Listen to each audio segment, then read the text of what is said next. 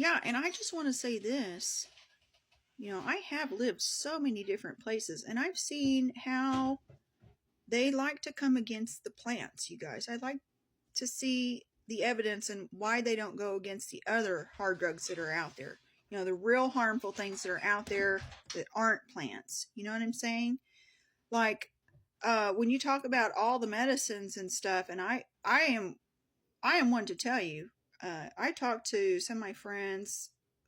Well, they weren't really my friends in the beginning, but I would talk to some of them, and as soon as I started talking about plants, I was called a witch, you guys. It was crazy. Just like when I had my rocks on, automatically labeled. And after a while of being labeled so many times, I really started looking into that. Like, why are people saying this? And it is a lot because of the teachings, the different teachings that they have out there. See, when I heard the word witch when I was little, I was taught it was scary green lady. Yeah, and then they had that Oz movie with that scary green lady in it. And, right there, I could see that she was scary. But then you also had the good fairy, That's kind of like your white. Remember, she had that white gown on? And then that black witch had that black gown on. Yeah. But at the same time, they were sisters, you guys. They were sisters. She was sad when her sister got squished. Yeah, and if you watch that movie today as a child uh, who is an adult, you can see the different perspectives of personalities and characters they might be creating to come through in these images of these characters that they've made. What's the real story behind it? Of course, me, I tie everything to the stars and the planets and stuff, but I know about Oz and the Pleiades and the Yellow Brick Road and how you're the Dorothy with the red shoes. And then keep in mind in the book, her shoes were, I think they were silver shoes. Yeah, the silver shoes walking on the gold brick road. And I know a lot of people want to say that's about the maritime law. It is. It's a very layered story to teach you about history. But yeah, speaking of history, back again to that plant. That plant has been in history since the longest time. Did you know when I read the Bible, marijuana was in the Bible, you guys. It was in the Bible, and it was a part of the healing oil. Just a second, let me check on that recipe for that healing oil marijuana recipe that's in the Bible. Oh, yeah. You'll just have to go look it up. But it's in there, you guys. It's in there. And I'm going to tell you a lot of the beautiful things that was in the Bible and the herbs and stuff. Guess what they did?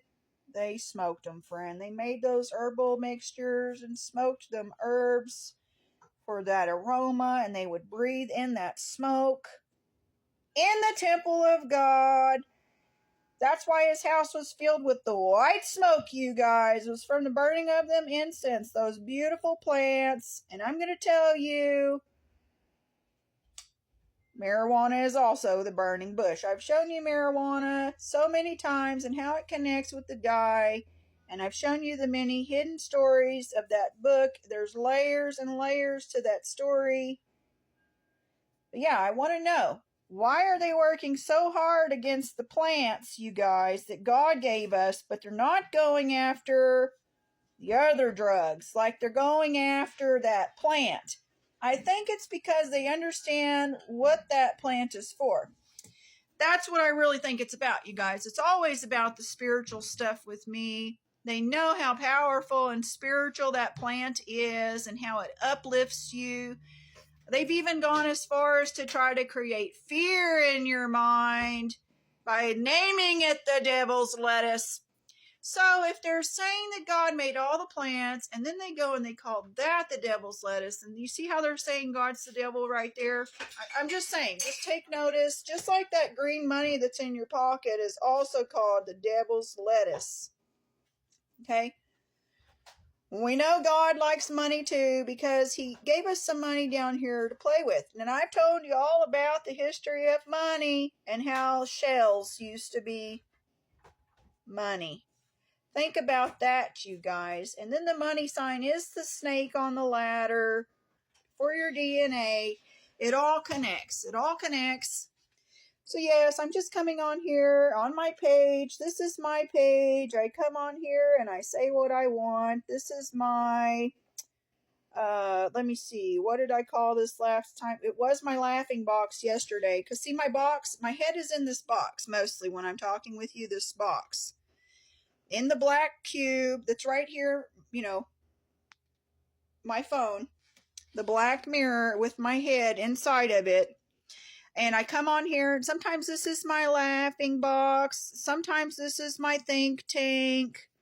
Sometimes this is my, you know, I get kind of upset. I don't have anybody else to talk to about it, and I just got to let it out. And I know sometimes I'm censored for doing that, and that's okay, but I got to do it, you guys. I got to say what I want. And it makes me feel better because then I can go back on my own record. This is kind of like a record for me. It's a record. It's my catalog. Yeah, I get on here and I catalog my thoughts. I try to see how I am working.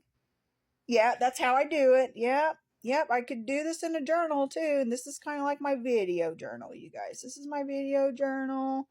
Sometimes I come on here and bitch. Most of the time I come on here and do some numbers. I love to do the numbers, but I'm not feeling like doing numbers today, mostly because, you know, sometimes I got to give myself a break on those numbers. I could literally, because I used to have a job where I just typed numbers into the computer, and mostly I could tell you, dude, I could put my headphones on, listen to music, watch a show at the same time, and type numbers on the computer so fast, you guys. I could just type those numbers so fast and just look at the paper, glance over it, see the numbers, type it on here, and watch my show, listen to music, answer the phone, put the phone down, all that right at my desk. I am so multitasking genius in my own little story here. There's literally like a million tabs open right now in my head. You can't see them.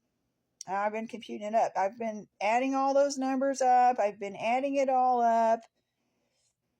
Yeah, and sometimes I'm censored too. It makes me sad sometimes. Why? Why can't I say what I want, but others can? You know? Yeah. Yeah, I just wanted to come on here and talk some more about that plant, that beautiful plant that looks like a Christmas tree, you guys. That Mary Jane, MJ, Michael Jackson, with those big balls on it, representing the planets. Once again, did you know your Christmas tree shows you like astrology, you guys? Shows you the tree, the evergreen, forever go. And I've told you several times, it's always Christmas here. It's always Christmas here because I always get a present. Every day I'm in the present, you guys. It's just great. Jack in the box and out. But yeah, the trees had the big balls, the stars, the intestines, the head. You know, it's got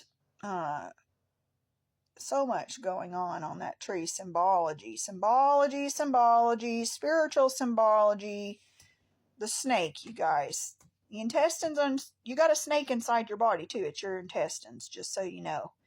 And you need to know that's a very long part of your body, right there, all bundled up. So it's good for you to do your stretches because it helps those snakes in there relax. Because keep in mind, you got two snakes in your body, also your intestines, and those are the large intestine and the small intestine.